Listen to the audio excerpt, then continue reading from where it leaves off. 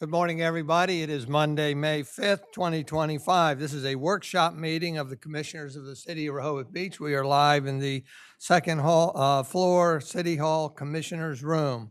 I'd like to call this meeting to order at exactly 9 o'clock a.m. Would you please rise and join me in the Pledge of Allegiance? I pledge allegiance to the flag of the United States of America and to the republic for which it stands, one nation, under God, indivisible, with liberty and justice for all.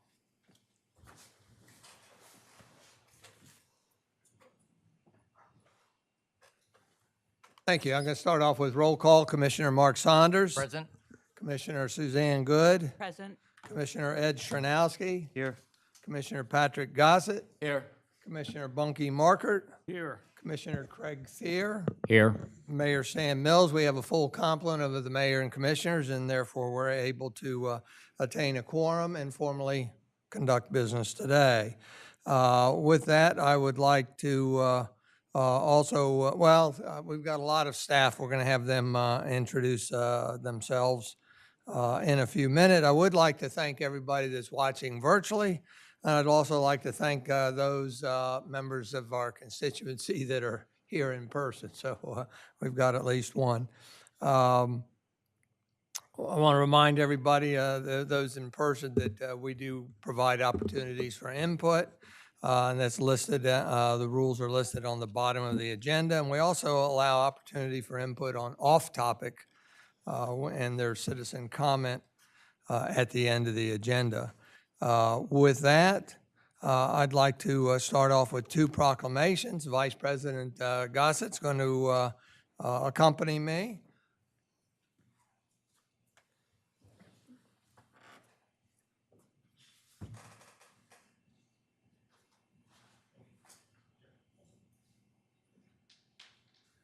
We have Ann come forward with us.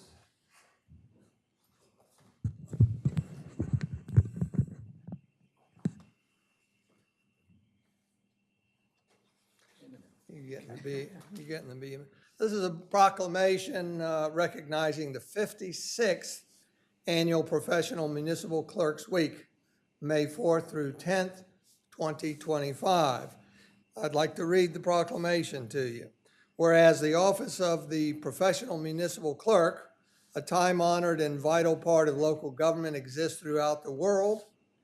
And whereas the office of the Professional Municipal Clerk is the oldest among public servants, and whereas the office of the Professional Municipal Clerk provides the professional link between the citizens, the local governing bodies, and the agencies of government at other levels, and whereas professional municipal clerks have pledged to be ever mindful of their neutrality and impartiality, rendering equal service to all, whereas the professional municipal clerk serves as the information center on functions of local government and community, whereas professional municipal clerks continually serve to improve the administration of the affairs of the office of the professional municipal clerk through participation in education programs, seminars, workshops, and the annual meetings of their state, provincial, county, and international professional organizations.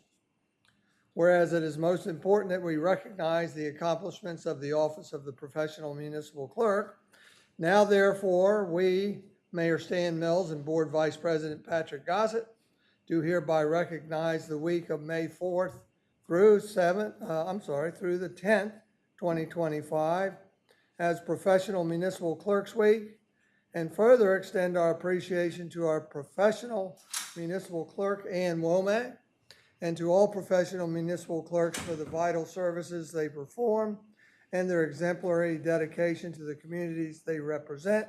Proclaimed this 5th day of May, 2025, signed by Stan Mills and Patrick Gossett.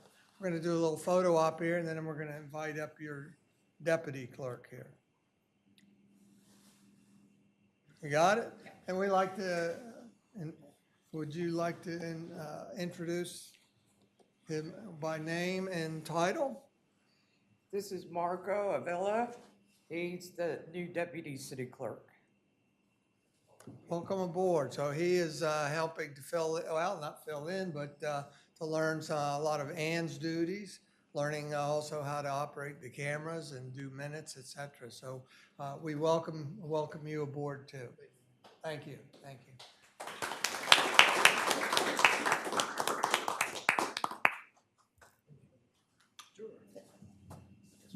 And Page 2. there we go. We're gonna have, actually, let's have all the department heads from the city come up and join us in this celebration.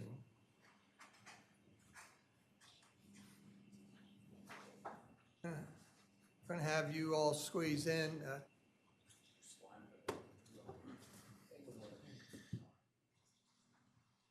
Patrick, you may want to turn one of those microphones around for yourself.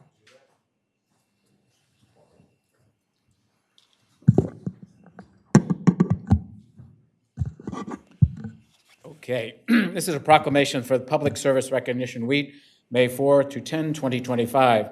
Whereas the profession of public service has existed for nearly 4,000 years, facilitation the public's way of life and providing access to government services that keep our nation working. And whereas Public Service Appreciation Week occurs the first week of May to honor those who deliver public services. And whereas public service was acknowledged in 1871 when President Ulysses S. Grant formed the first federal civil service, and recognized by President Ronald Reagan, who introduced Public Service Recognition Week in 1985. And whereas this week is set aside to honor the men and women in the public sector and their efforts in serving their communities each day to improve quality of life and provide diverse services demanded by the public. And whereas without these public servants, continuity would be impossible in a democracy that regularly changes its leaders and elected officials. And now, therefore, we, Mayor Stan Mills and Board Vice President Patrick Gossett, do hereby proclaim the week of May 4th through 10th, 2025 as Public Service Recognition Week. All citizens are encouraged to recognize the dedication, service, and contributions of our city employees. Proclaim this 5th day of May, 2025. Stan Mills, Mayor, Patrick Gossett, Board Vice President. Thank you. Congratulations, gentlemen. Thank you, sir. We're going to grab a photo with Rolly. We're going to stand here for a photo op, and then we're going to introduce you. These are all the department heads. We're going to start on my left and go that way, because I can't remember everybody's last name, but I know your first name. If you give me your name and your department. Yep, my name is Paul Hignott, wastewater. Very good. Paul? Mark Clemens, Public Works. Mark? Art Farringer, Fleet Services. Thank Art. Luke Vanicola, Buildings and Grounds. He's the one that makes this room either too cold or too hot, right? Go ahead. Robert Downs, Water Department. Henry Matlos, Public Works. Thank you, gentlemen. Thank you very much. Appreciate all your work. We'll get you each a proclamation for your department. Thank you. Hang it up proudly.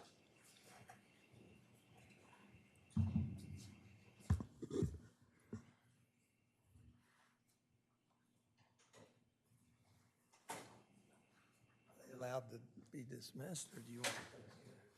Yeah, they're being.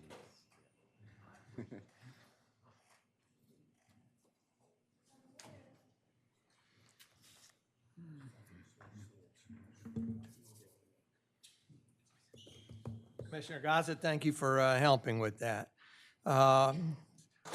Next on our business is correspondence, and there's been no correspondence identified. With that, we move on to the city manager's report. Thank you, Mr. Mayor and Commissioners. Good morning. First, I'm going to start with some notable police activity that we had since Wednesday. The Rehoboth Beach Police Department interacted with a large group of college students on the beach near Norfolk Street Wednesday, April 30th. The police addressed several concerns with the group, including how vehicles were parked in the area. It did not become clear that the group's trash on the beach was not picked up until after they left. This disrespect for the natural beauty of our beach and our community is extremely disappointing.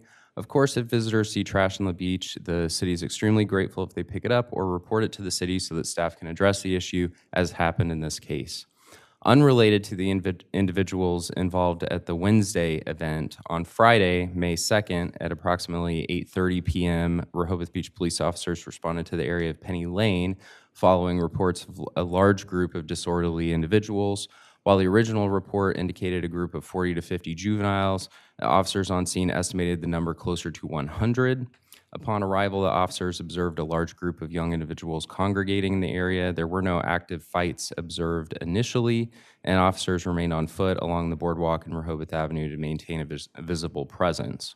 Shortly thereafter, dispatch received a report of a fight in progress near Grotto Pizza on Rehoboth Avenue. After arrival, officers encountered a chaotic scene with multiple vehicles attempting to flee and heavy pedestrian traffic in the roadway. With only 2 officers on duty, it became quickly apparent that the additional support was needed, so officers requested assistance from outside agencies. Both Dewey Beach PD and Delaware State Police responded promptly, helping to disperse the crowd. During this time, officers were met with uncooperative victims and even more uncooperative witnesses. The witnesses that did cooperate were business owners and employees. After this event, Police Chief Banks mandated additional officers to patrol the boardwalk on Saturday. And on Saturday, May 3rd, sidewalk sales were actually the thing that generated a high volume of concerns, specifically raised about racks of clothing being placed in the middle of the sidewalk, as well as benches being used to display items for sale. Several arguments occurred between visitors who wanted to use the benches for their intended purpose and vendors who had placed the merchandise on them. With the strong police officer presence Saturday night, the boardwalk was actually clear by 11 p.m. Note that these are all active investigations, and the reason that detailed information had not been released until this point. The police department will be issuing a press release this morning, and from hearing from several of the commissioners from over the weekend, I am exploring an emergency curfew that the city manager could actually impose while the commissioners took the time to study that issue further. But we could do that. I would like to talk more with our legal counsel before moving forward with that. I will stop here for any questions on this item at this point in my report. Just be mindful that we're limited. It's not an agenda topic, so we have to limit what we say. Commissioner Mayor, Gossett? yeah, just thank you for your comments about this unfortunate situation that occurred. And I feel that we certainly need to address it, and you and the police chief are doing what you need to do. But I had brought up last summer a curfew to discuss, as we are the only beach town in the area that does not have a curfew. So people will naturally progress to us as we do not have a curfew. So I appreciate the fact that there's ongoing research for the curfew, and with the new city solicitor, I'm sure that that would have an impact on decisions, and I look forward to having some information brought forward in the next 30 days. Great, thank you. I will move on to the next subject, Rehoboth Avenue. So the paving work is complete. Over the next couple of weeks, crews will be installing the permanent striping at the full length of Rehoboth Avenue from the bandstand to the traffic circle, and work will again be taking place overnight, but of course it's weather dependent, so they were not able to do striping last night. Signs and drums indicating where parking is restricted will be posted and communicated to all the businesses. Beach Patrol. As part of the site work on the Beach Patrol, the sidewalk on the north side of the project will be closed Tuesday through Friday this week, weather permitting, so that a new sidewalk can be installed. It'll be fully ADA accessible. This will mean there is no boardwalk or beach access from Baltimore Avenue until the north sidewalk is reopened this weekend. Finishing work on the facility and site continues to progress. This week you'll see pavers installed on the Baltimore Avenue side of the building, and a series of inspections, and this is where the imperative, these are the big inspections that have to be completed, including for the elevator, electrical, and fire marshal, are already scheduled, and that's they're scheduled before the city's final inspection, which is anticipated for May 16th. So at that point, once the city's final inspection takes place on May 16th, Captain Giles can move his items into the building. This Saturday, May 10th, the general contractor, Delmarva Veteran Builders, will conduct a company-wide cleanup of the site and the building, and that's something that the company customarily does alongside their CEO at every project they have at the end of the project. Beach Patrol begins their training on May 23rd on the beach, and then their first day of guarding is May 24th. And so they will be operating out of the new building facility alongside the new public restrooms Very good. Any questions? Is that it? Mayor, I have on that item. a question. Commissioner Gossett? Thank you. With regards to the completion of the work along Rehoboth Avenue, you said the striping. Will that include also the crosswalks, the 30-minute parking meter indicators in the lanes that we added, and handicap ADA markings in the parking spaces? Yes, that's all markings on Rehoboth Avenue. Thank you. Yeah. I have Mayor, more. if I could, please. Commissioner Thayer? So two things, and I apologize. Oh. Sorry, Ann. So two things, and I want to go back to the first topic on the incidents over the weekend. I know we have some FOIA considerations here, so I'm just going to keep my comment brief, which is that I'd like to suggest at our upcoming regular meeting, we have an executive session to revisit the items we discussed in an executive session about security, which was a number of months ago. I don't want to bring up those items here, but I think it would be appropriate time to go back into an executive session and allow the mayor and commissioners to get an update on those items. Did what I just described make sense? And when I say make sense, you understand what I'm referring to? Sure. Okay. So I'd make that suggestion again. You're the mayor. I don't know if any of the other commissioners would be interested in that as well. Second thing on building and grounds and the beach patrol. I know we're now with the schedule, I don't want to say the schedule, but the timeline bouncing around from originally getting being able to move in on the 12th is now was moved to the 22nd, is now back to the 16th. You know, JD from EDIS did communicate the 16th to me when I met with him on Friday. General contractor is responsible for the day-to-day schedule. So it's important that the GC is on board with the 16th. So I certainly hope that JD and Kenny are on board with the 16th. And I'll just leave it at that. Are the commissioners amenable to executive session to review security items Very supportive. at the bandstand area? Yes. Okay. Mayor? Yeah, I would echo that. I support that. I'm not sure waiting until the in-house counsel arrives on, I believe, Tuesday, May 27th is necessarily prudent. So we may have to make some decisions since the Memorial Day weekend tends to be quite heavy traffic here. Yeah, I would be in favor of that. I guess either. I'm sorry, what are you talking about? The executive session to discuss security. I'm supporting Commissioner Thayer in his, That's all I need to hear. after the Friday, May 16th meeting presumably, but, before the Friday, May 16th regular meeting. Thank you. Thank you, thank you. Taylor? Okay, so I have about 5 more items, so just bear with me here. I wanted to touch on the adjacent demolition of the Grotto Sirocco property. Upon removal of the motel's second floor balcony, the main beam supporting the balcony was fully exposed and proved to be in an extreme state of corrosion. At this point, they had to bring in temporary shoring to be implemented on either side of the columns supporting the beam. And what they found, the bar joists in that area of the corroded beam had no longer been attached as all of the welds had fully corroded and degraded and were just floating and supported only by the flooring and the wall assemblies. So they worked on demolishing the beach shop area, and once the roof structure was removed from that on Friday, the 25th of last month, further corrosion was revealed on the north end of the second floor beam. And at this point, all of the activities were deemed unsafe and the site had to be shut down. So the developer brought in a structural engineer on the 28th, and shoring was installed 4 feet behind each beam.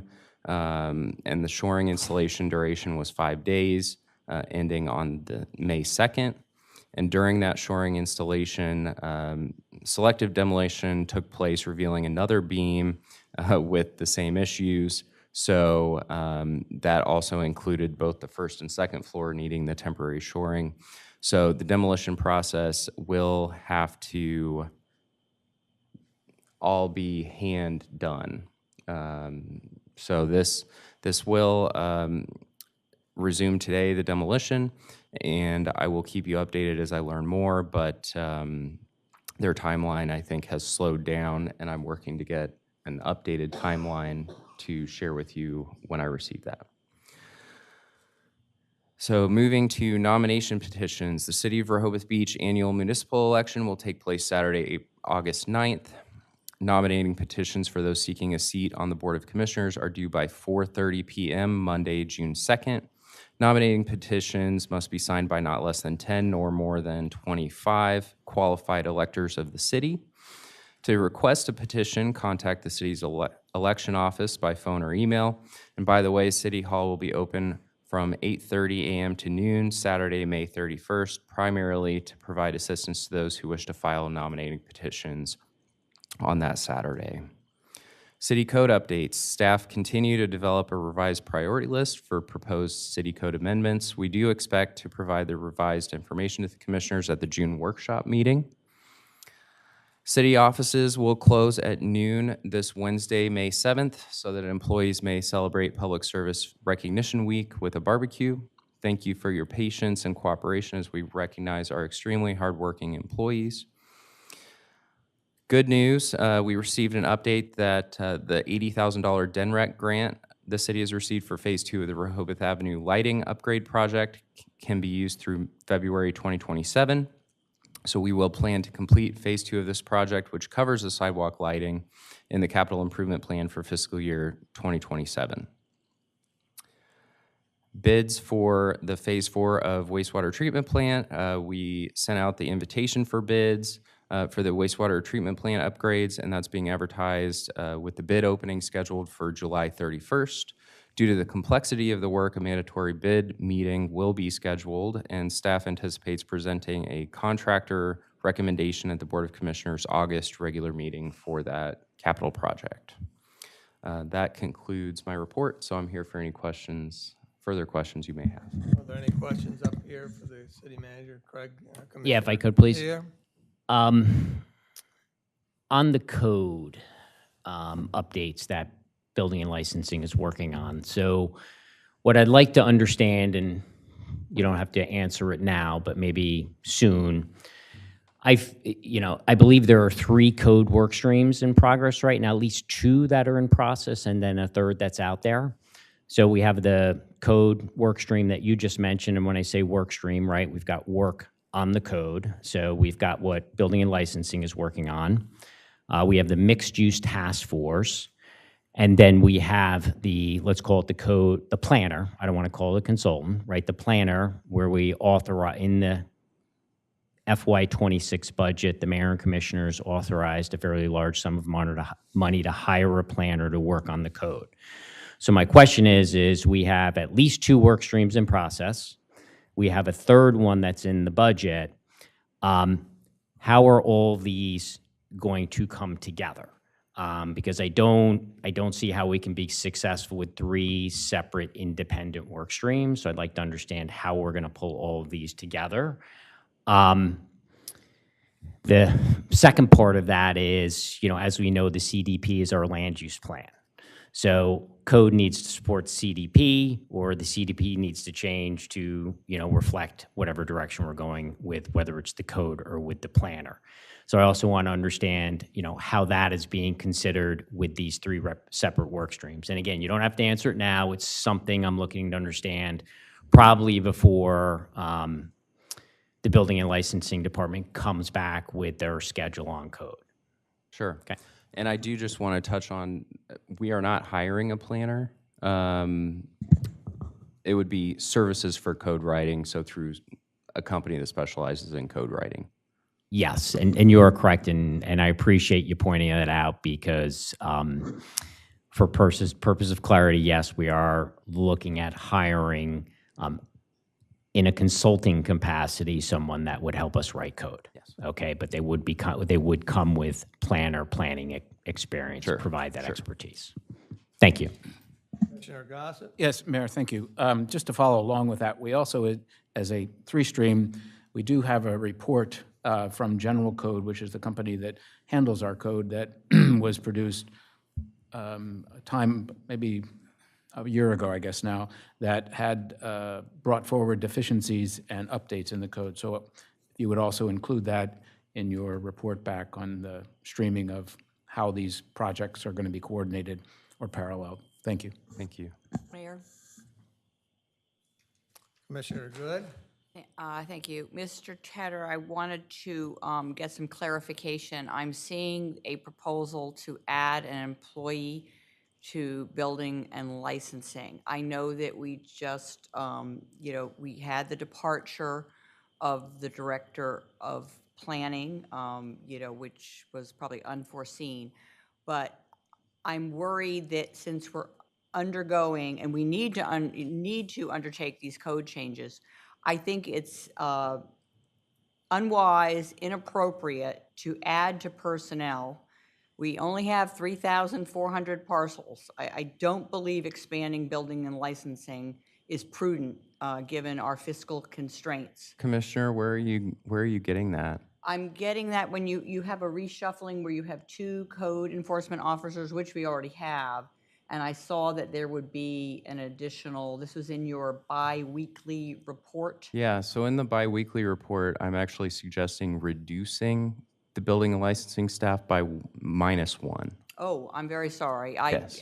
The way it was delineated, maybe it looked, okay. So, but how would you be doing that if right now it's, apart from the director of planning who left, it's fully staffed otherwise? Right, so Director of Planning and Community Development left. That's still a position that's authorized in the budget. So we would retain a type of director, and then essentially Corey's former position of building inspector that position would go away, and then one of the code enforcement officers would be a hybrid building inspector code enforcement officer. So they would handle some of the more residential inspections, fence permits, things of that nature.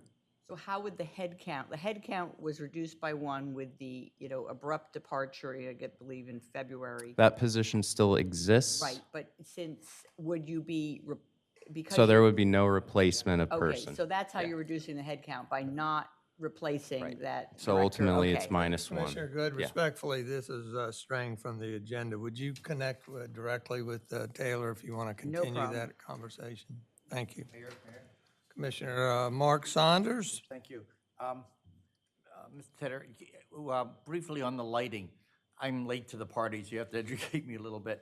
We already had the poles for the lighting, is that correct? And so the new funding will be to install them? And part 2 is, I know that we have the dark sky discussion coming up sometime, and will the new lights be dark sky compliant?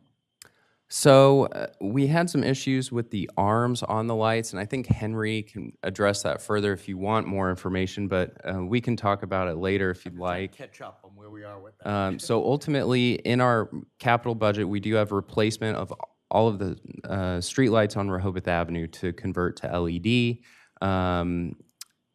The discussions related to dark skies or dark sky compliant lighting would be, if we do want to go that route, we would have to get different bulbs and focused light shields on the top lights.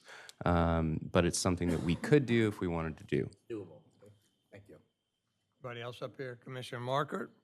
Hi, I just wanted to respond to the comments you made regarding the demolition of the Brado building, or one Rehoboth. One Rehoboth. Yeah. Yeah. Okay. I often survey, certainly city-related activities that I see appear on social media, in particular Facebook. And there was imagery of a, look like, I'm calling it a jerry lift, but some kind of a elevating device, and that looked like it had gone through the boards or something like that. Anyway, I'm not really asking about that in terms of like what happened, but in situations like that, do we have the capacity to basically just respond to that as to what it is? Because, you know, everybody's a construction engineer, everybody's a safety inspector, everybody, you know, they all pile on these things, and then they gotta have their, and I'm sure there's bots involved and God knows what. But I mean, if we had the ability to sort of give a sort of concise response that just says what happened, you know, just so people know. I mean, I think, you know, that people are certainly curious and care about it. But without going into more detail and having to call attorneys or anything, you know, is it possible where we have the capacity to respond to things like that, you know, that we could provide clear information about it? Yeah, of course. And I did release information to WBOC, who in their article had that information. Well, I didn't know how coordinated that was, or, because it's, you know, obviously it gets spread around and it's like different sources. You know, there's a group, I don't know who they are, you know, there's like called 302 or something that makes comments, and, you know, they're ordinarily pretty positive about, you know, life on you know, on the coastal areas, you know, and not terribly critical, but I'm just saying that it's all, I think the more clear information we can provide, I think the better off we are. So, Agree. Thank okay. you. Thank you. Thank you. Anybody else up here? If not, Walter, the opportunities for speaking at this point forward have to do with the canal dock, fire lanes, and then at the end of the meeting, citizen comment off topic. So there's no opportunity now to offer any comment. Thank you. Let's go back to the subject you just talked about, Mr. No, Dent. we're not, there's no opportunity to quiz the city manager in our agenda until you get to citizen comment at the end of the agenda. Okay, then why aren't you addressing what happened on the night of the 24th of April, when I guess you all went out of town to eat? Walter, we're not going there. You need to go there. We're not going there. You had, We've addressed. Rehoboth we've isn't safe addressed to what come we're anymore addressing when you earlier. have all cars available. You can Come to bring, Rehoboth. Walter, you can bring, I'm ready to hit the gavel. Go ahead. It's wrong. You're out of order. I ask you to sit down. I've explained what the opportunities are for feedback from the Where is it written? citizenry Where are your policies written? on the back of the agenda. That's it. Chief, would you escort him out? I don't even want him in the room. Be careful. I know, but you're doing it. I have the opportunity, I read before in front of this body that I have the opportunity to eject anybody I want per the Freedom of Information Act. I have explained to you the opportunities for speaking, and I'm asking you to curb yourself and go sit down and wait until the appropriate time to make your The conversation. appropriate time is when it suits you. Chief, The public has a right to know. This is the only time you have a public gathering. Public comment is item 13. So.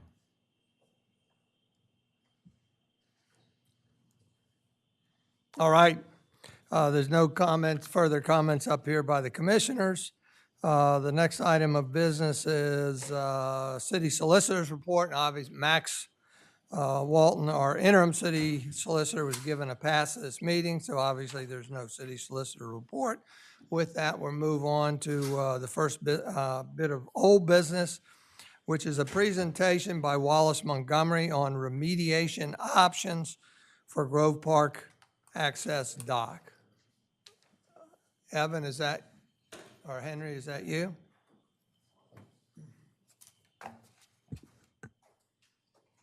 Morning, Mayor and Commissioners. I'm just going to give a brief introduction. As you know, we had a meeting several months ago, presentation, and since then had hired Wallace Montgomery to do further analysis and come up with potential remediations and solutions and associated costs with that.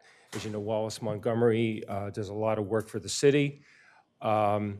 Here today to present for them is Dave Labella and Aaron Collins. So, Very good. and if you could.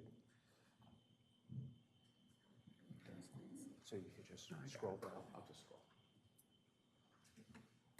Just make sure that microphone's this far from your mouth. Yeah, I have a loud voice, Be able so to hear you. hopefully I don't blow anybody out of this room. Good morning, everyone. Thank you, Henry and Evan and Taylor and commissioners. We're happy to be here to present on our findings for the Grove Park Canal. Again, I'm Dave Labella. I'm a vice president at Wallace Montgomery. Aaron Collins is our project manager on this particular effort, and we're going to give a brief presentation regarding our findings and what we were requested to do and our recommendations.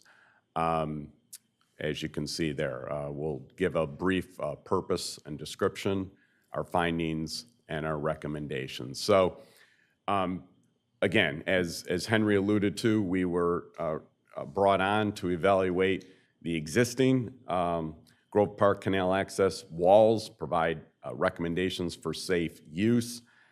This particular facility, as you probably know, was built a few years ago to provide access to and from the Lewis and Rehoboth Canal. The layout, and Aaron will show this in a few slides, essentially consists of the main walkway, concrete, a dock access, which has a composite boardwalk, kayak storage, and a series of MSE, or mechanically stabilized earth walls. These are proprietary walls.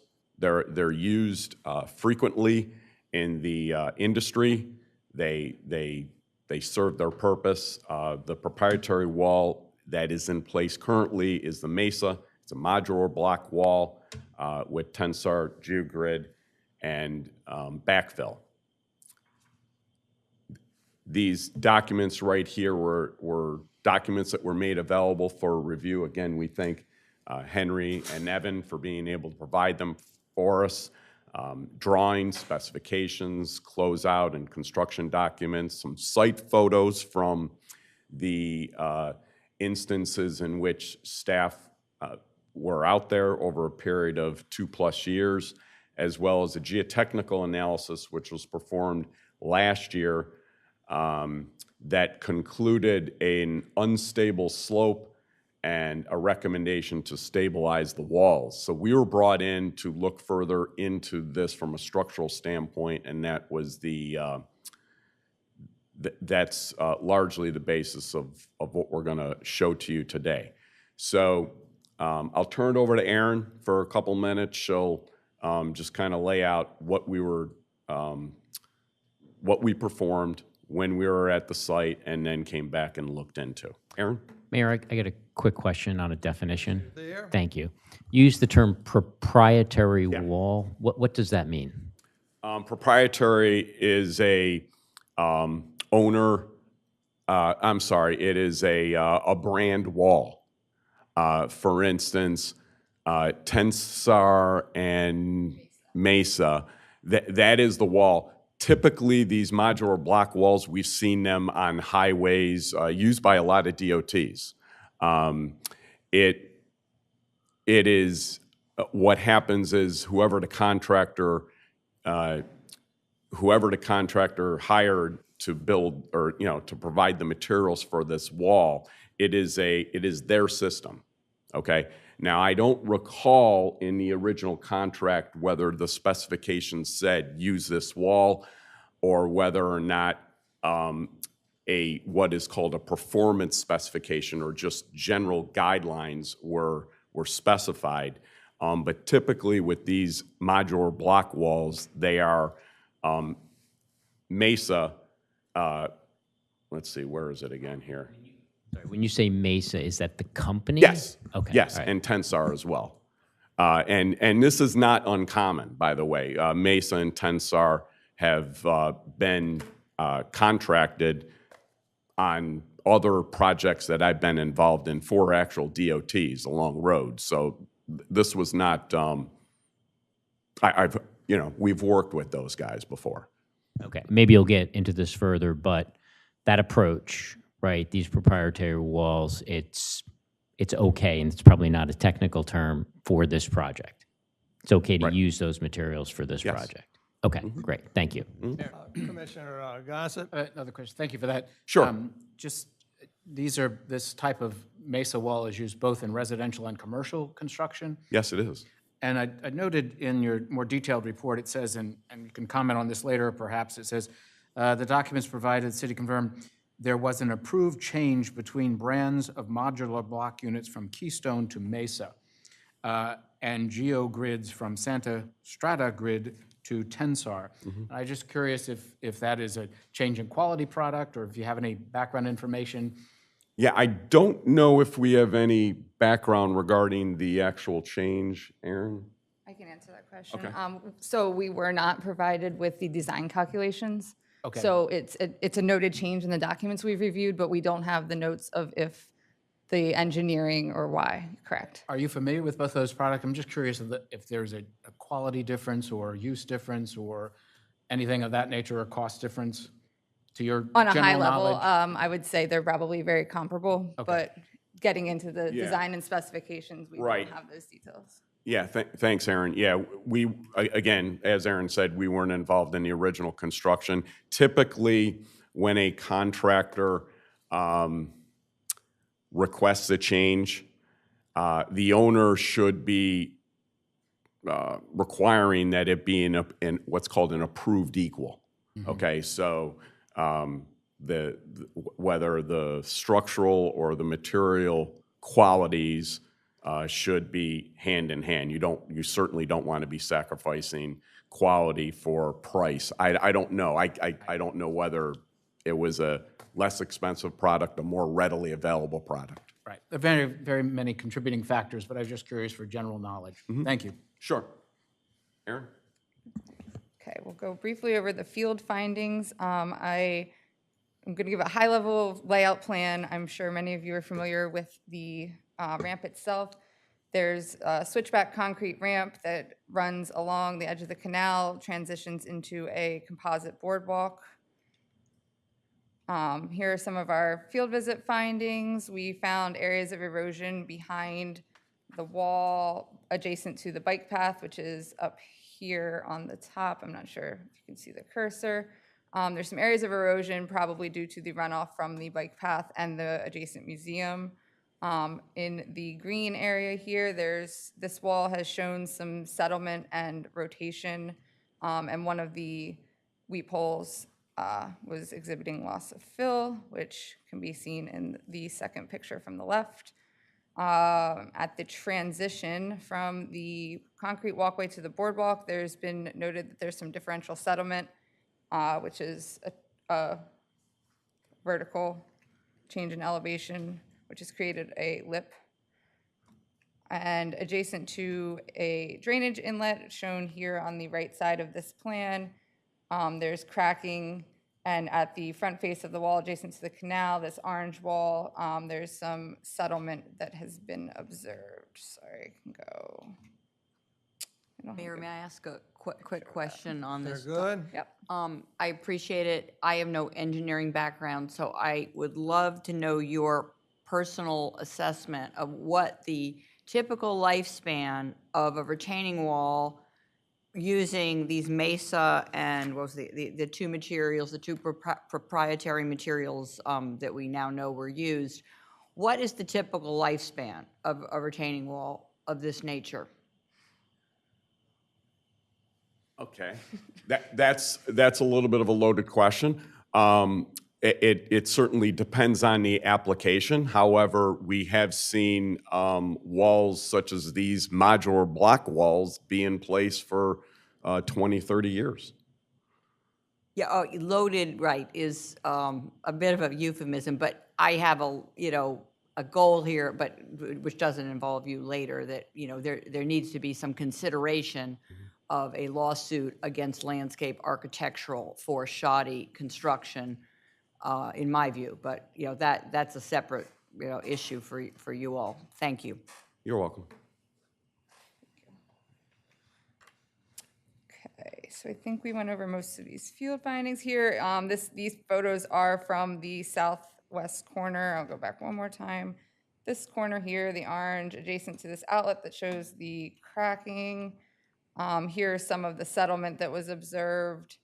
And then this is just the transition from the walkway, the photo on the right, the walkway to the composite boardwalk.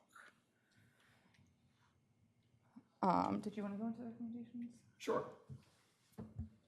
Okay. What we've been working on with Henry and Evan are some measures that we are recommending be taken regarding this system.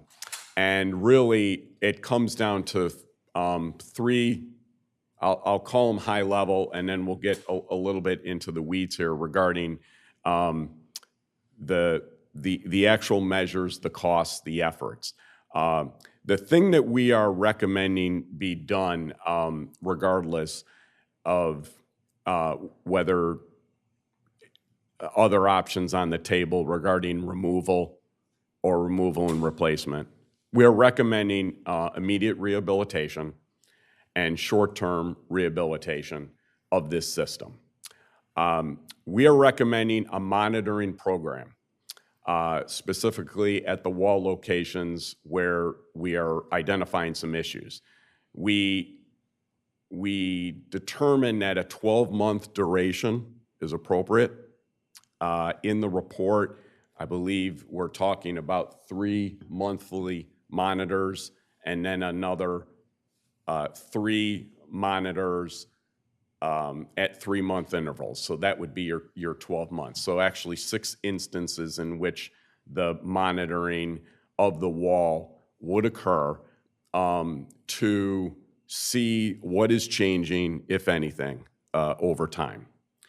Aaron mentioned a couple minutes ago on the right side of that drawing of the layout an outlet pipe at inlet 3. And we need to do some more digging regarding identifying and verifying the location of where this pipe is going to see if repairs are necessary.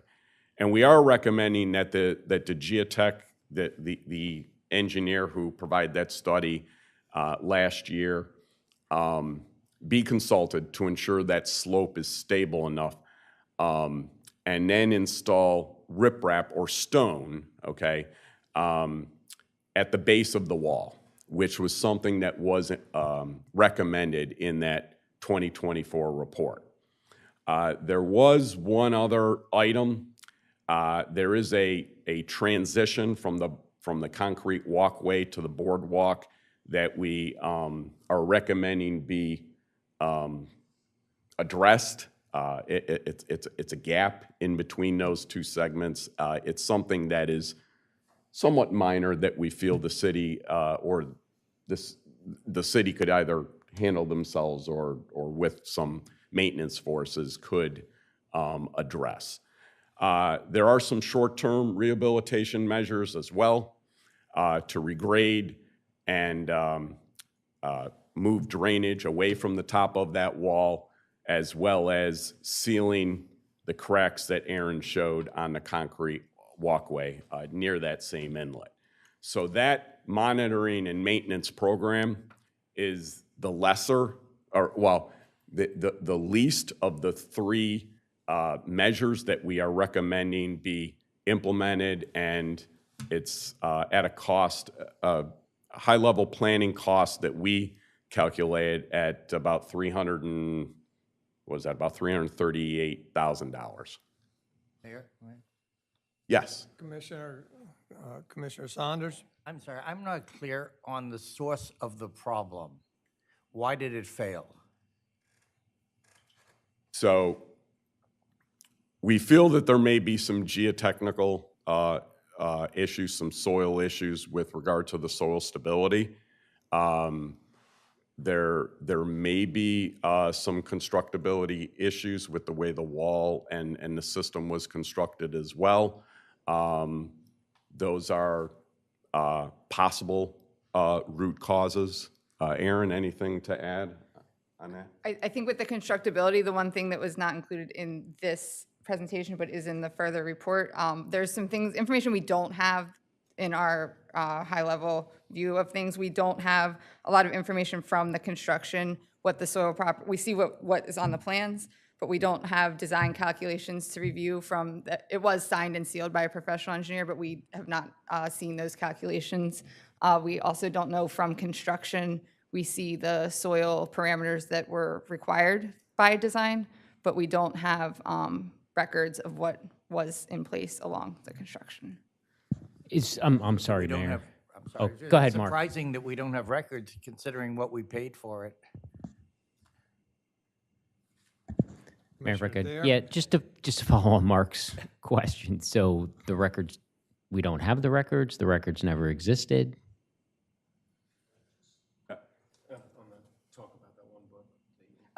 So actually this morning they did have the closeout book. We've had some digital documents provided to us by Henry. We do have a book of the entire closeout documents that I'm going to review after this meeting. Okay. So you used the term, if I could, Mayor, could I continue? Thank you. Use the term constructability. So define that for me, because as a layperson, I'm like, okay, this was a terrible construction job, and you're talking about spending $350,000 and it's going to fall into the canal anyways. So define constructability for me. Constructability is either the quality of the construction or the method in which it was constructed. Does that Yeah, provide- no, you answered my question. So Okay. if I could, Mayor, follow-up question. Okay, so for me, that concerns me. It quite frankly scares me, because if the quality's bad or the methodology was wrong, then it's going to fall into the canal. So I'd kind of like to understand if we've got a constructability issue. I'd want to understand that before I would say, hey, go ahead and spend $350,000. I mean, is that a fair, again, layperson here, is that a fair question to ask? It's a fair question to ask. I'm not going to go there and say, as we stand here today, that the constructability, the construction methods were not up to snuff. So who tells us that? If you can't tell us that, then who can tell us that? Because I think you just said to me you can't tell us that. Yes, that's what I said. Okay, so who can tell us that? Well, Again, it's a fair okay, question, no, right? okay. Yeah, that is a totally fair question. Okay, great. We were brought on to report to the city and their commissioners and to Henry what we thought of was the structural the structural adequacy of this facility, and we're recommending one of three things: the monitoring and the maintenance that we recommend needs to be done, or removal and replacement, which we haven't gotten to yet. As far as I'm sorry, the original question was, was So the original question is if you can't tell us, oh, right, who will? Yeah, who right? will? That's not really my call. I mean, we can continue to work with Henry to try to perform more of a constructability analysis or research, or Henry could engage in whomever to continue that effort. Yeah. So Is listen, that- yeah, I'm sorry. yeah.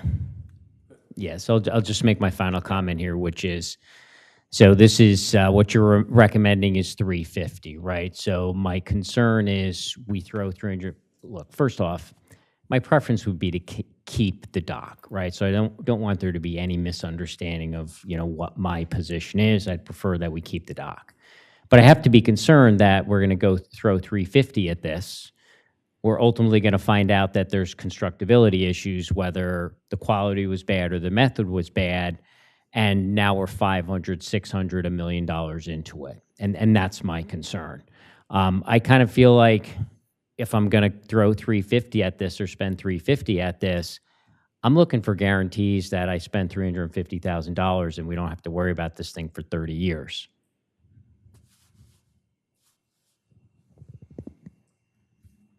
Yeah, Commissioner, totally understand what you're saying on it. And as Mr. Labella said, we, hire them to come up with these recommendations. And I believe that's something that you will talk about as far as the 350, if that's done, the possibilities of what would happen, once the work is done. Right. Commissioner, the monitoring program of 6 instances for 1 year, as well as looking into the outlet pipe and the riprap, and consulting with the geotechnical engineer, those are measures that we feel will take us a long way to getting that wall, getting a more firm handle on what we think the future of this wall or series of walls, this facility is. Mayor, I had a question. Are you done? I'm done, Mayor. Yeah, thank you. Commissioner Good? Yeah, I appreciate you've prepared this report. It sounds as though there may be some information from Landscape Architectural, who did who did the construction in 2021. So far, to the best of my understanding, this report you've prepared has cost us $20,000. Fortunately, that's a small amount of money in the grand scheme of things, because my major concern has been, ever since this became apparent, the ocean outfall pipe, as well as actually a wastewater pipe drawing wastewater from the entire Henlopen and Acres community to our plant, lie just east of that retaining wall. So for $20,000, I'm hoping you can give us, I'm not expecting you have a definitive opinion, but I want to know, to me, the dock is almost, is almost less relevant at this point, what the risk is that if that entire embankment, which was compromised by removing all of its trees in 2019 under specious reasons, but that's too late for that now, what the chances are that that retaining wall will put pressure, undue pressure, on those two major wastewater infrastructure pipes, which lie literally like, I think something like 8, I took a tour with Mr. Matlos, I think something like 10 to 15 feet to the east. Did you do any assessment of that? And my second question is, why Landscape Architectural would ever have recommended that a city place a major retaining wall there rather than preserving the embankment? Okay, unfortunately, the answer to your first question is no, we didn't look at that other area that you looked at with Henry.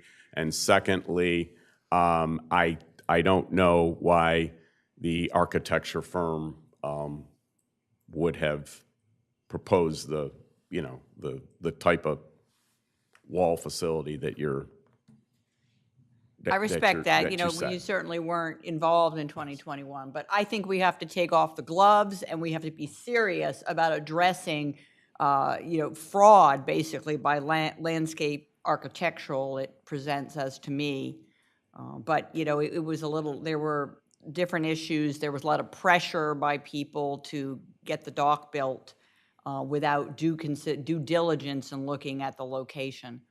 So this constructability issue, is it possible in that report that you anticipate looking at this morning, there will be confirmation of what materials were actually used and how, whether soil or bedrock was like placed there? Do you have hopes for that? There may be that kind of information. We don't know. We haven't looked at that. If that kind of information is there, then with some more digging, perhaps another conclusion could be reached regarding that constructability word. That would be something that, you know, if the city, if Henry wishes to pursue, that can be pursued. Nope, yeah, great, thank you. Commissioner Markert? Yeah, I'm just trying to figure out, I mean, well, let me just clarify, or let me ask for clarification with regard to your recommendation with regard to monitoring it, which is basically, we're trying to figure out if it's moving or not, right? It's Correct. really the object. I mean, the whole, if I can kind of distill this down to its essence, this thing has moved. It is sliding, it is separating in spots. We've got cracks, and it's sliding down the hill. Is that kind of, are we saying that, or are we just saying it's got cracks? Let's sorry to be literal here, okay? I But would appreciate I'm going to be being honest with you here. literal. Okay. It's either sliding or it's slid, okay? Okay, So we hope it's just slid, right? okay. And all right. so, Yeah, all right. and that's why this monitoring program and the other measures here will go a long way toward, I mean, Yeah, when a structure is built, okay, it could be a wall, a bridge, anything. There is what's called primary and secondary settlement, okay? And not to get technical here, but sometimes that can be expected. This obviously wasn't expected and shouldn't have happened. But if it's past tense and it's slid and nothing more is happening, that's a good thing, okay? But we think that these actions right here are prudent to see okay. to I see mean, what's it's- happening. all right.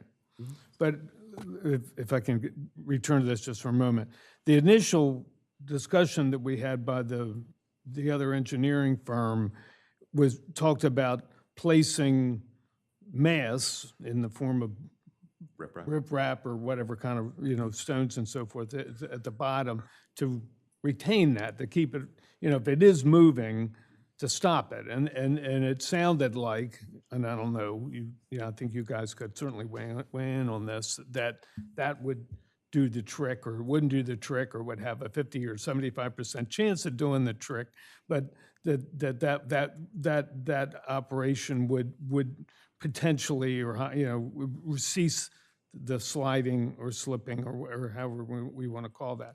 I mean, ultimately, the thing is supposed to do a job, you know, which is to retain the slope of the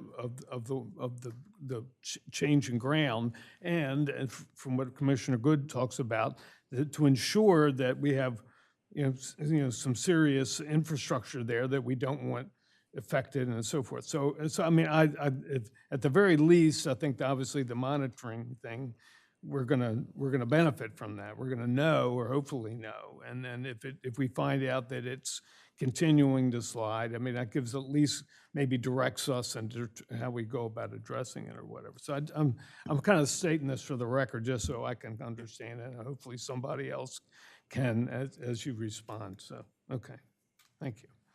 Commissioner Gossett? Thank you, Mayor. On your conclusion slide there, if you can just help me understand this a little better, it says, retaining wall system exhibits substantial, Is that at the end of the? page 16. Do you want me to jump to that, or you want me to talk about the other two, or I mean, I'll do whatever you want here. fix the problem. That's what I want you to. No. So you don't even want to talk about options 1 and 2 for now? Well, just at this moment, yeah. No, Okay. not option 1 and 2, but just this here, it just says, from a structural standpoint, the GPCA is available to be open to the public. So that's your conclusion, that it is safe to open it to the public At this time, yes. at this time? And is a qualifying statement at this time, does that run for 30 days, 90 days, a year? When you said at this time? Until we monitor it again. Okay, so it's a result of the monitoring process that That's would. part of the equation, yes. Okay. And then also the second point there is a geotechnical engineer should be consulted to ensure the slope is stable for reopening in its current state. Now, we were presented what I had to believe, and I'm not an engineer here, thankfully, but it says we had one done by Stable Ground in Suite LLC. That document that you reviewed, is that not a review of this, or could that data that was provided by that geotechnical report be used to could this ensure the slope is stable for reopening, or do we need to do another report?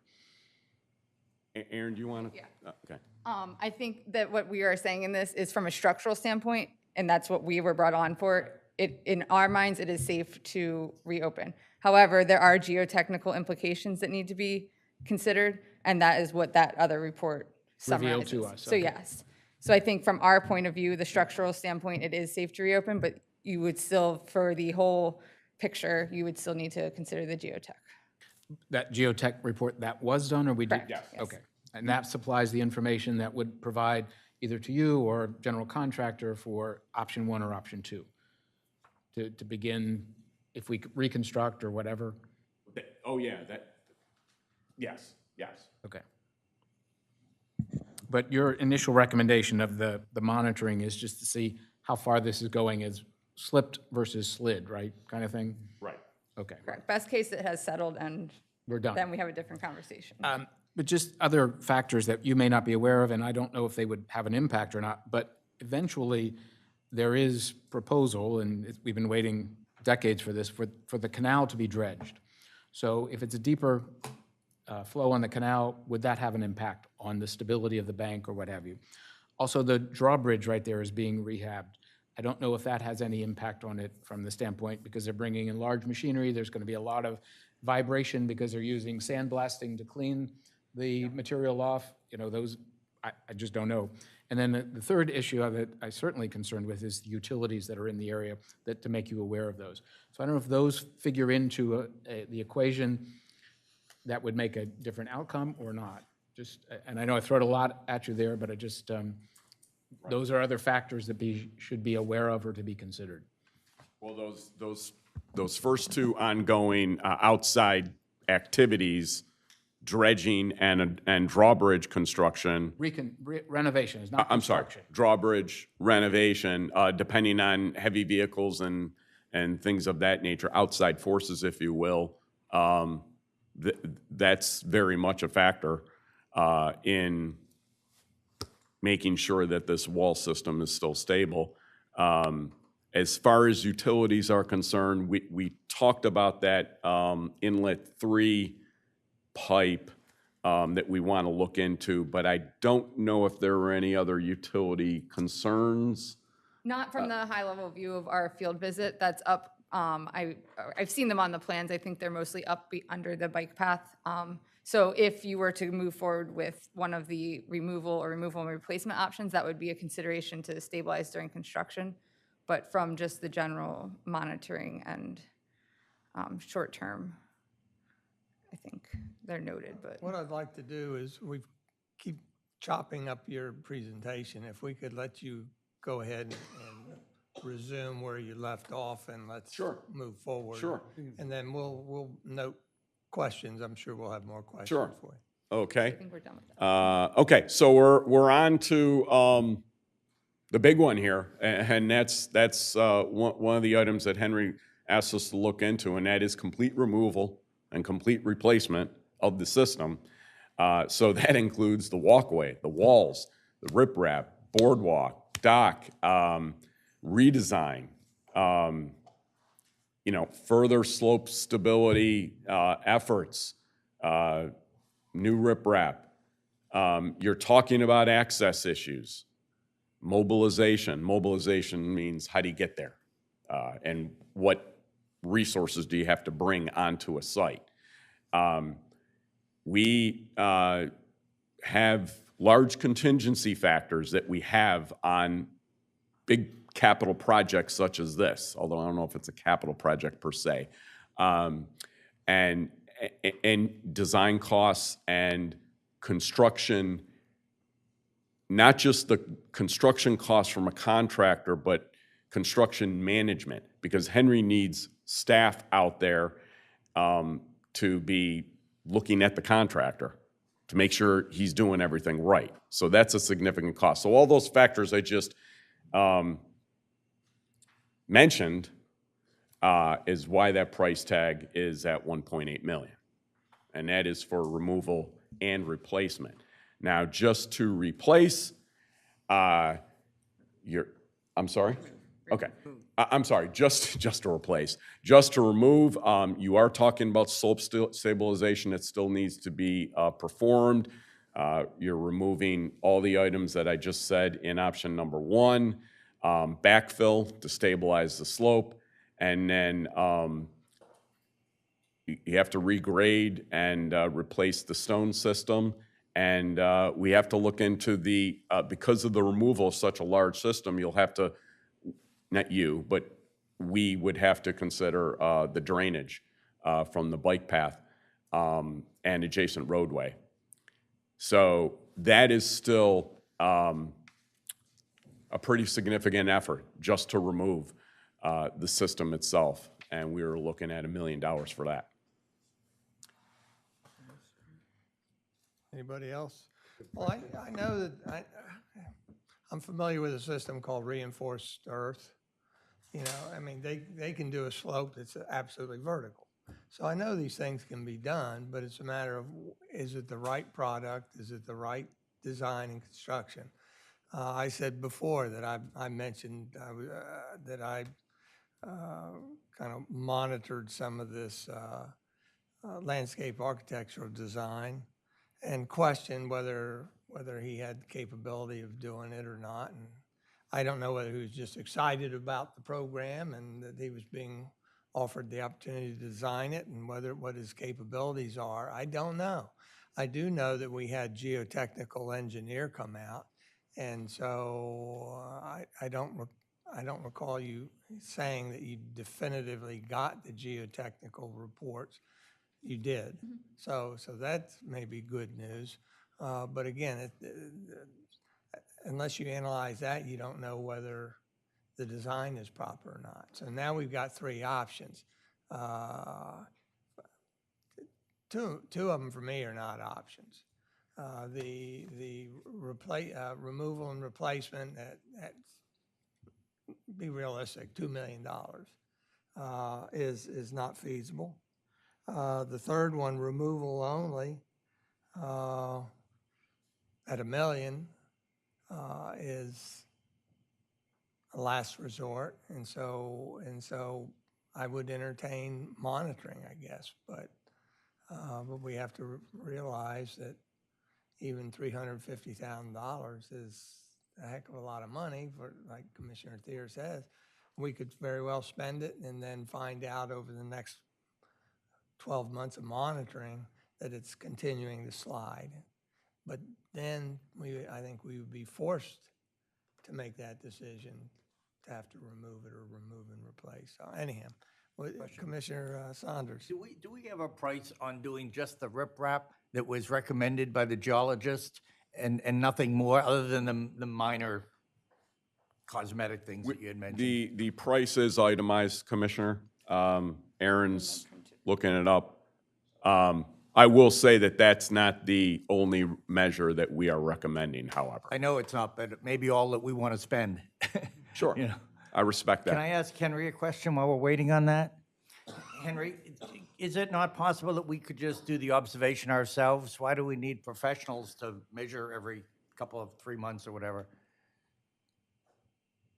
Commissioner, we don't have a surveyor on staff, so we would need this done by an outside agency. Seems like $45,000 in itself is a lot, just for monitoring. I think I could go over there and watch it move for Well, there's free. also other remediations to do as far as cracks in the concrete, making sure it's fully accessible because it is not anymore, and some other repairs. So that's in the 45,000. And if I may, so yes, some of the planks where it transitions from the planks to the concrete, there's quite a lip that's formed, so we do have to adjust that with a transition in a few places to make sure that it is accessible and not a trip hazard. And then there is, I believe, geotextile fabric that would go under the riprap to stabilize it further, and some other items. Correct. So to back up to the pricing, we include that on page 58 of the full report. The just the geotextile and riprap alone, $4,000. That's just probably, that was pulled from the other geotechnical report. I'm not Right, I sure understand. that Right. includes all of the, Say it again, you said 4,000?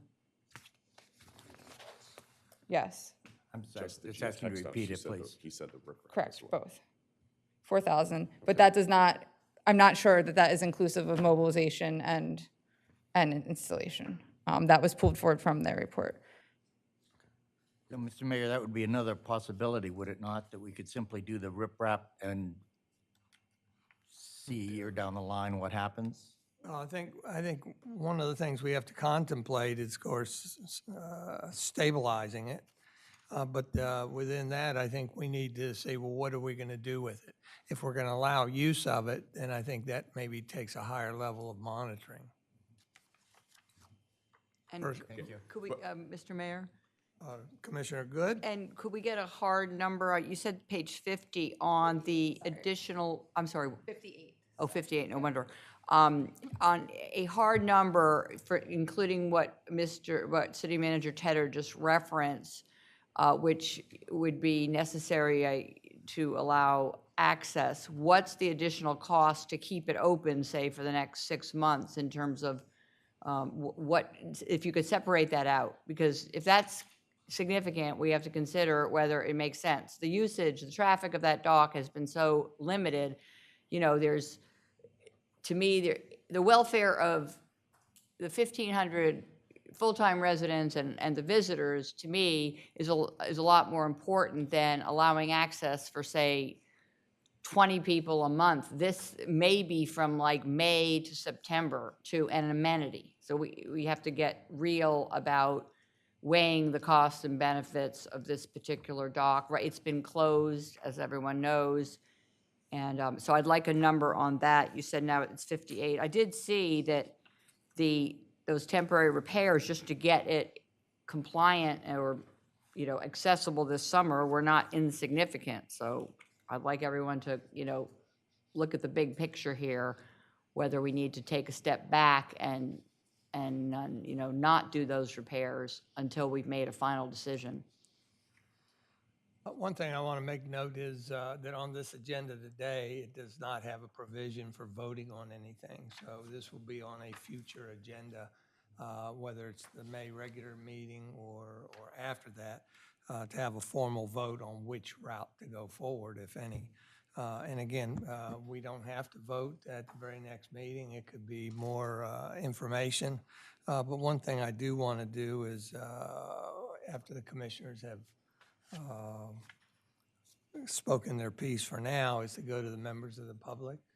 I have one more Commissioner question. Marker?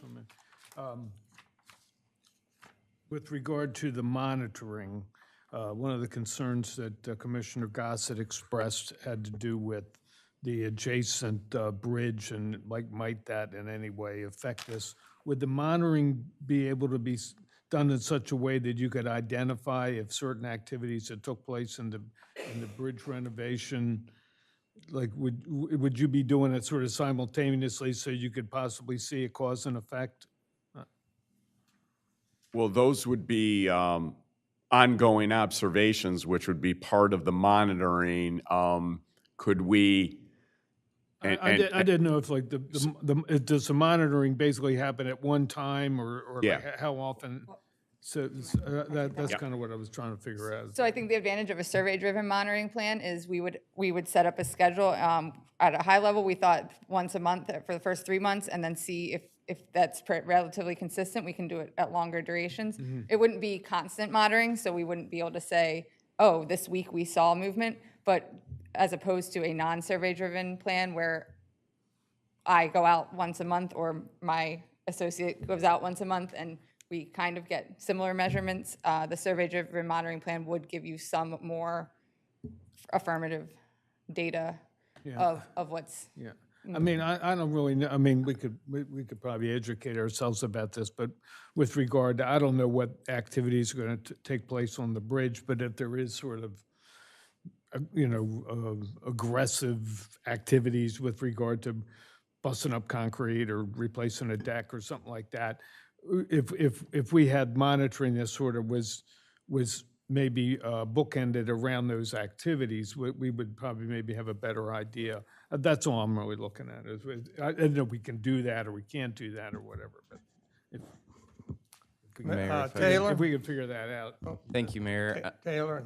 So ultimately, staff is recommending option for maintenance and monitoring and maintenance. Ultimately, in the budget, we did budget $400,000 for some type of stabilization of this project.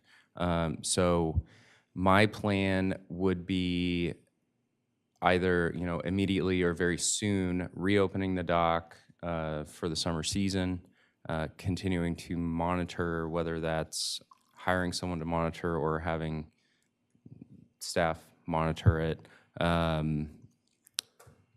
If there were major objections and you do want to bring this up at a future meeting, I completely understand. I would recommend moving forward with the immediate rehabilitation of the 295, which we could do with the budgeted funds, but if there are major objections and you want to talk about it further at another meeting, we definitely could do that. Mayor? That includes stabilization, doesn't it? Riprap includes, okay. Commissioner Good? At the risk of, seeming maybe a little simplistic on this, in lieu of spending this $295,000 plus, the $43,000 of which we've already spent $20,000, what are the risks of keeping it closed and potentially the retaining wall and the dock falling into the canal? To me, it might potentially be easier to remove once it's fallen of its own devices. Is that something that's even feasible? Okay. Good loaded question. So obviously that's not our call, not Wallace Montgomery's call as far as what is done and what is not done. Leaving the dock closed, the wall isn't just going to fall into the drink overnight. I mean, it will be a very, very slow. We believe it would be a very, very slow process, in which I never one meant would. overnight. I was aware at least. Okay, it you would were be a just using slow- those terms. Yeah, I Okay. mean, I'm talking 5 to 10 years maybe. Okay. Well, we would still recommend it be monitored if it's closed so we can see what is happening over time. But if it were to eventually,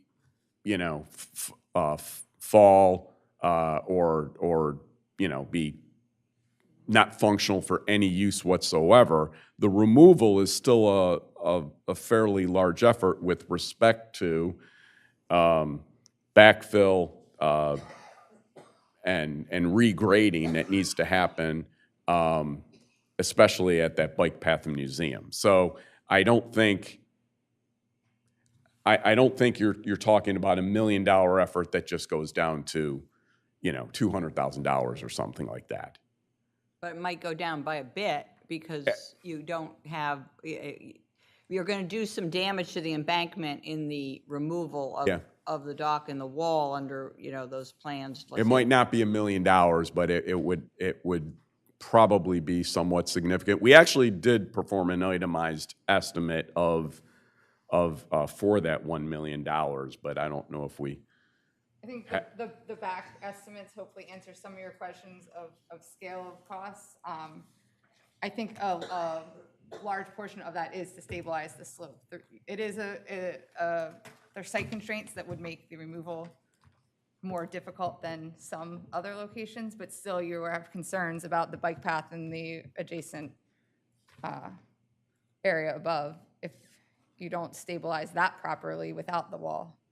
Well, I'm very concerned about the stabilization because of its, fairly critical location.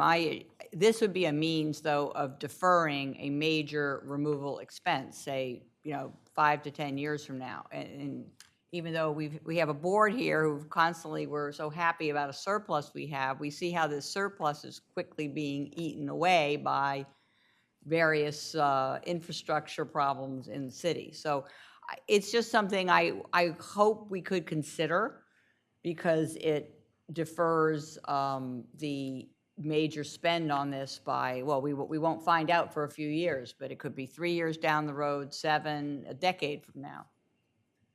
And it will be just sort of an ornamental thing during that time period. Mayor, if I could, please. City Manager Taylor gave us another option versus voting on it, just concurring with his opportunity to stabilize and then monitor. And I think I would rather do that than have it closed for multiple years. Commissioner Thayer? First couple of questions. So reopening in your slides, it references, you're okay with reopening it, but we need a geotechnical engineer to complete a report? Consulting. Okay. Has that, I'm a little confused. Has that been done or that would need to be done? Henry, can you address that?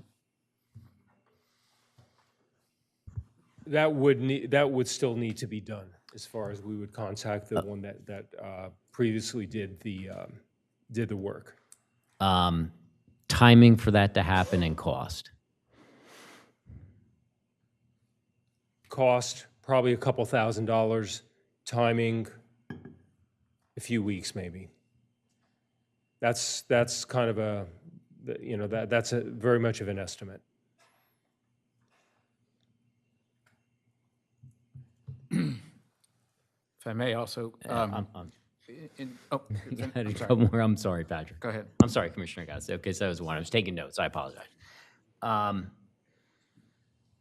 timing of the riprap. So if we go forward now, when would the riprap be placed? Well, we would have to work with Army Corps of Engineers to get permits on that. If it is a emergent repair, that is quicker. So, I mean, realistically, it's not going to happen before the summer, obviously. No, if you need no the way. core. A few months, Okay, so earliest. if you fast track it. Okay, so the earliest would be the fall. Yeah. This calendar year, if you can fast track it. Okay, so it's riprap. Looking at the costs, if I add up engineering, permitting, mobilization, that's $140,000 of about the $300,000. I'm assuming the bulk of that is related to riprap, not the monitoring. The monitoring is item 3 on the engineering and investigation phase. Yep. 45? Yeah, that's what I'm looking. I'm looking at page 58, right? So I see number 1, which is engineering permitting, is 90. Mobilization and demobilization is 50. My question is I'm assuming the bulk of that is probably related to the riprap and not the monitoring. Yeah. Right. So if I was to break Right. it down and say, okay, Right. 90% is related to the riprap, 10% is related to the monitoring, and maybe those aren't fair percentages, Right. but Right. Mobilization and demobilization is, in plain terms, getting there and getting out.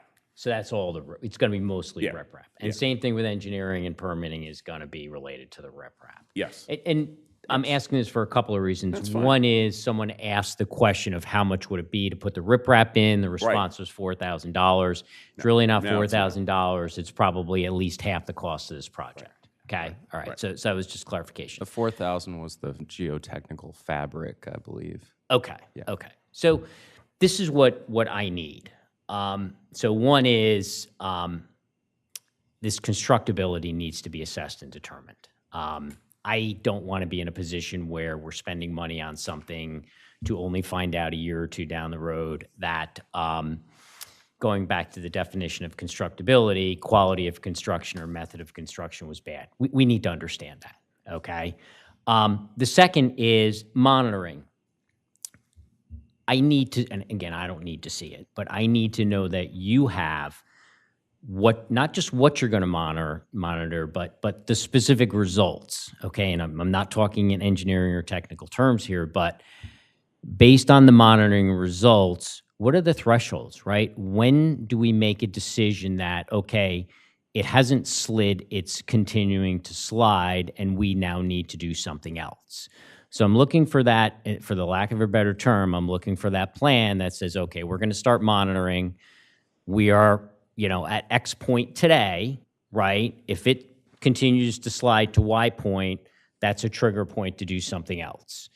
I don't want to be 12 months down the road and we're deciding that we need to do something else when we could have made that decision at 6 months because it slid quickly, okay? So I'd like to know that we've got a plan in place for doing that monitoring.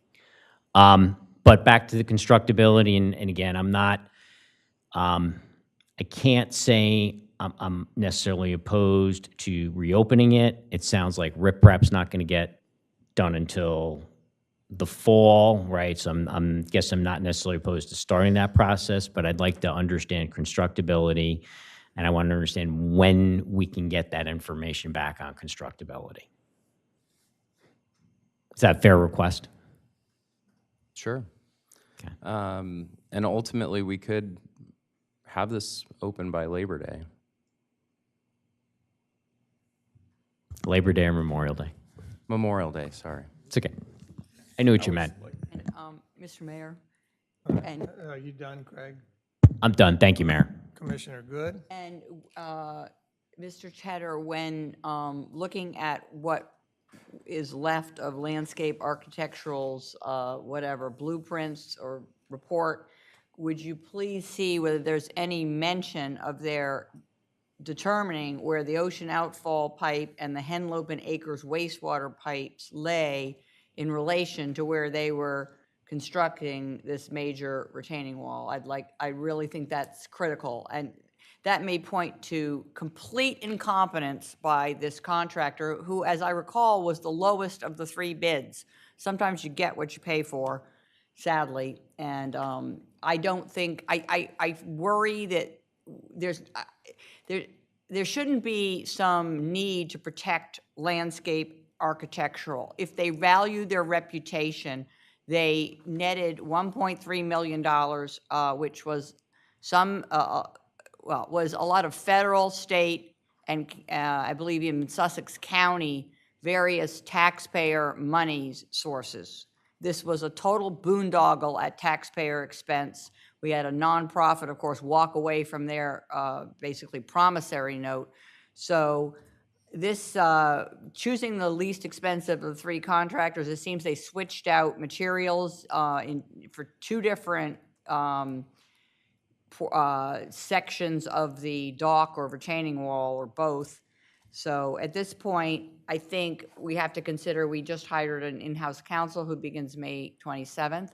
I don't want to hire outside counsel to undertake a lawsuit, but I think it's imperative. The city gets sued all the time. This is a case where we need to probably bring a lawsuit, but limit it to the in-house counsel, who's a fixed cost, whom we're paying to carry out the lawsuit. She may claim she doesn't have the skills.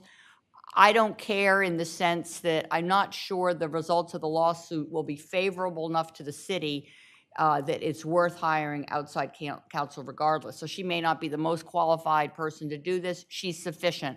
So that would be my hope. And in the meantime, I actually think we shouldn't reopen the dock until we take a vote, presumably, it doesn't sound as though it'll be as soon as May 16th, but we can't open the dock until we decide whether we're going to throw over $300,000 at all this monitoring.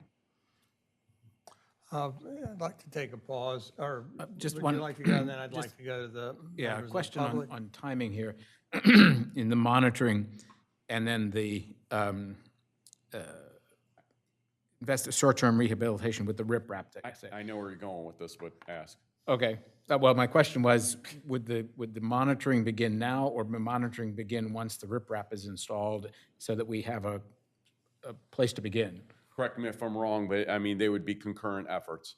Okay, so but start at the same time. So we're not monitoring what we got now and then we make a change and the monitoring might. But you can't just order a riprap from Right, and I- put it in tomorrow. I mean, that's No, that's- I get that, but I'm just, concurrent, okay.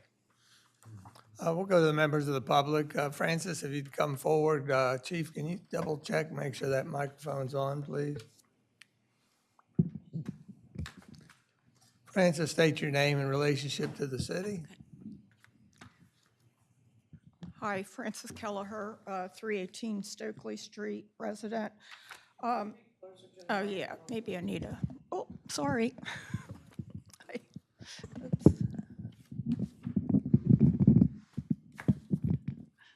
How's that? Is this better? Just restart. Yeah, I want to go back to where Commissioner Marks had raised the source of the problem. And I don't mean to insult anyone. I always really try to, not do water under the bridge, but really, to move forward in a positive way. But I just find it, if you will, surprising to think that the real source of the problem and, to have looked at the construction and design documents to bring a proposal to do repairs without really having done a thorough, deep assessment of what was done, I think is, to me, like wrong way round. I truly believe what Commissioner Thier said is that number one is that you've got to do that assessment first before you even start talking about Band-Aids. All of this work that's being discussed as Band-Aids, there needs to be an assessment of really what was done. After a few years that you're seeing this obvious deterioration, I don't know why anybody in this room is talking about, has the sliding stopped? I mean, I think the probability that the sliding has just stopped, or this was just early years of settlement, personally, I don't think that is what's going on. I mean, to be able to see this obvious thing. So anyway, I just want to say that what I had written up before I came was that we truly need a holistic cost analysis, and we need to separate out bank stabilization from the dock because we need to preserve the bank. And I did wonder whether, could we tap on expertise of Army Corps of Engineers to even look at some of the documents, the building documents? Could we tap on Sussex County Soil Conservancy? I've had them come to my house to look at, because I live on a slope, and that they could look at the bank and address stabilization. So I'm firstly saying, also, yes, is there not government agencies who could come in and help look at this? But I think the evaluation of the original design and construction has to occur first and foremost before any discussion on what would take place. And I want to echo Commissioner Thier's comments about this needs to be looked at from not a short-term perspective, but a long-term. My wooden deck on my house, it lasted for 30 years. We need to be assessing this, not for just, we need to be looking at least a 30 to 50-year time frame. Thank you, Francis. Thank you. Anybody else like to talk? Come ahead.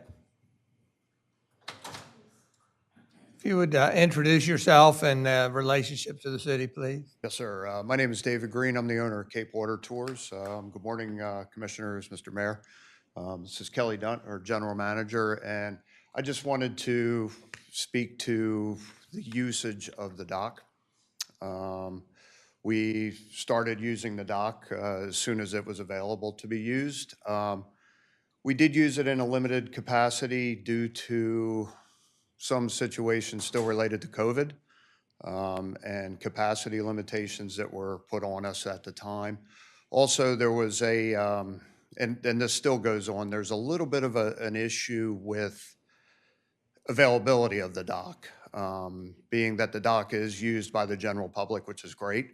It's hard for us to target specific times to actually be there, not knowing whether there might be another boat there. Our vessels take up pretty much the entire dock. We're there for very short periods of time, but still we do need to get in and out.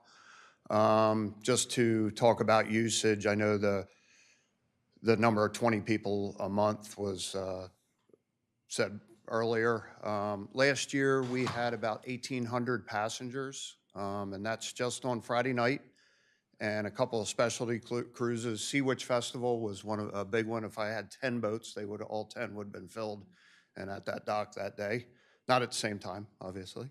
And that does not count any of the private charters or private events that we actually picked up down there. So I just wanted to let you all know that we do use the dock. We would like to use it more if we are able to figure out some way to ensure that we're able to get in and out of there on scheduled trips. Well, thank you very much, and I'm acknowledging again the February 17th letter. Yes, sir. Obviously, we're in a situation where we hear you, but we have to resolve. Understood. What's the status of the thing.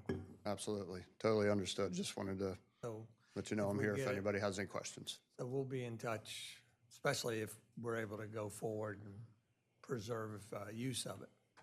Perfect. Thank you. Thank you, Mayor. Mr. Green. Pat, do you have anything you want to say? Pat Caluzzi, 41 Sussex Street.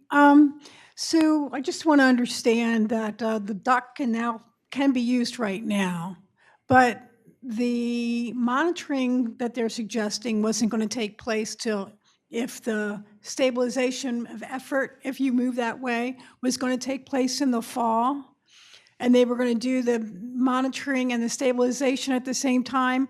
Why wouldn't we start with the monitoring now without the stabilization to kind of have an idea of what is happening at this moment and as we move forward? Because I think that if the dock can be open now, I think it would be wonderful for the usage to continue. And so I would ask that perhaps the monitoring can start immediately, not wait till the stabilization. Thank you. You want? And just to clarify, so really the only thing that we would need to do to reopen immediately is spend the couple $1,000s that Henry referenced for consulting the geotechnical engineer again. And then we could move forward with monitoring indefinitely.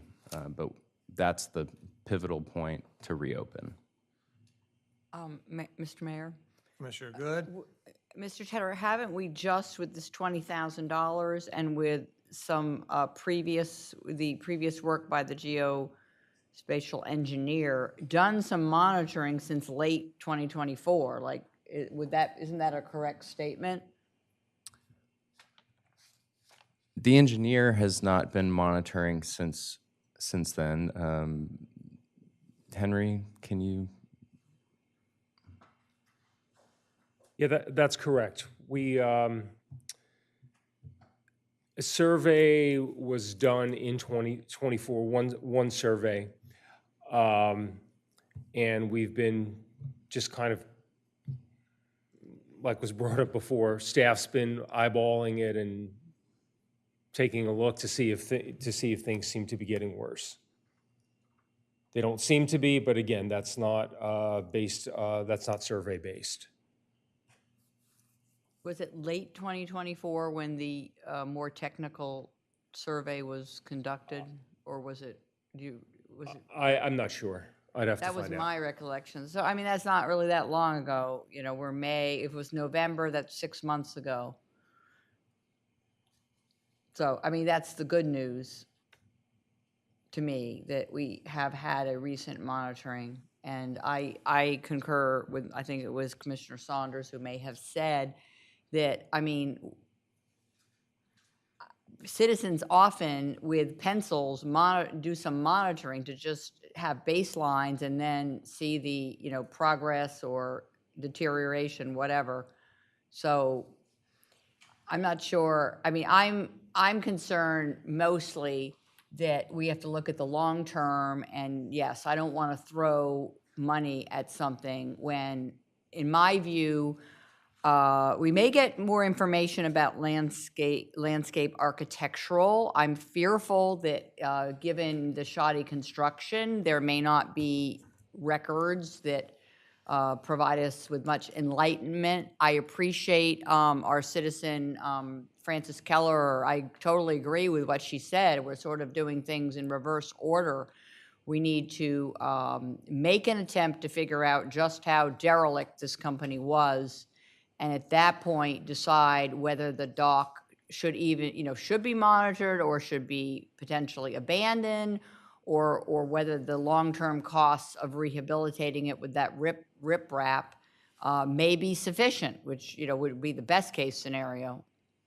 So that's where I stand. And I also, I know that the Cape Water taxis, I know you do phenomenal tours, but I was just surprised to hear that there are instances where your boat has had problems docking, because whenever I'm by there a lot because I live very close by.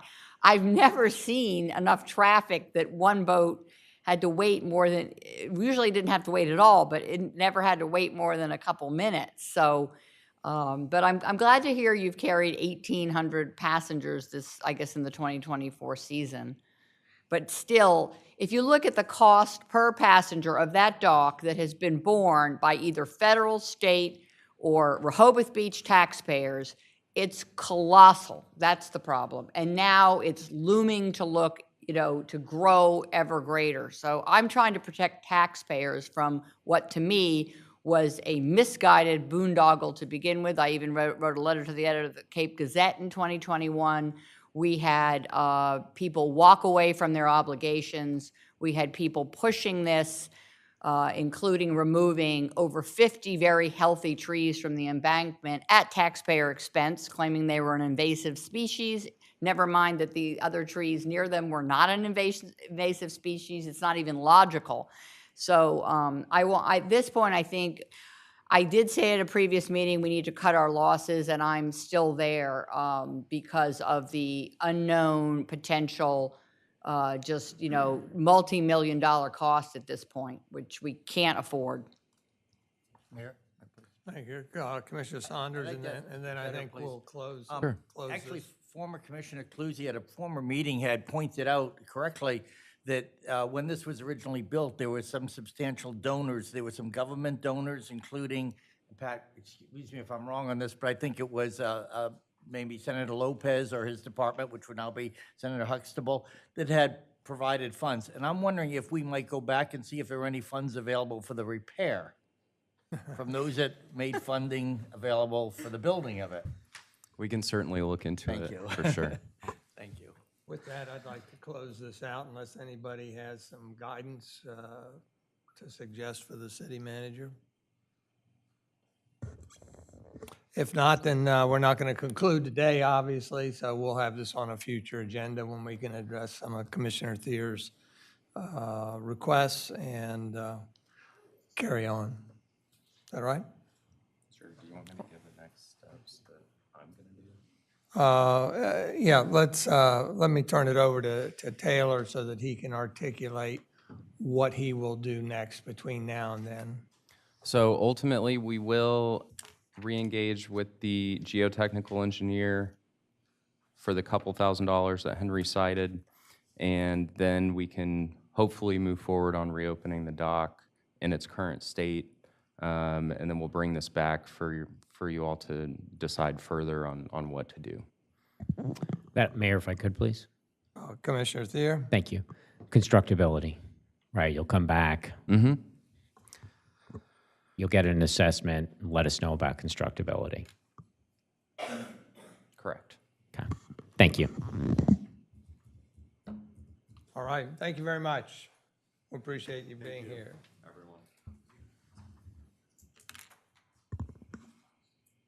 With that, we'll move on to the next item of business, which is the first item of new business, introduce an ordinance modifying designated fire lanes on the first block of Baltimore Avenue.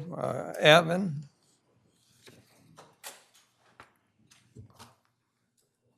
There is an ordinance in front of us. Thank you, Mayor. Good morning, Mayor, Commissioners, and members of the public.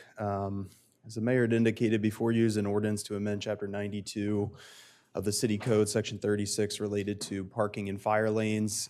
This is an ordinance which would amend the fire lanes on Baltimore Avenue as they relate to the new Beach Patrol headquarters.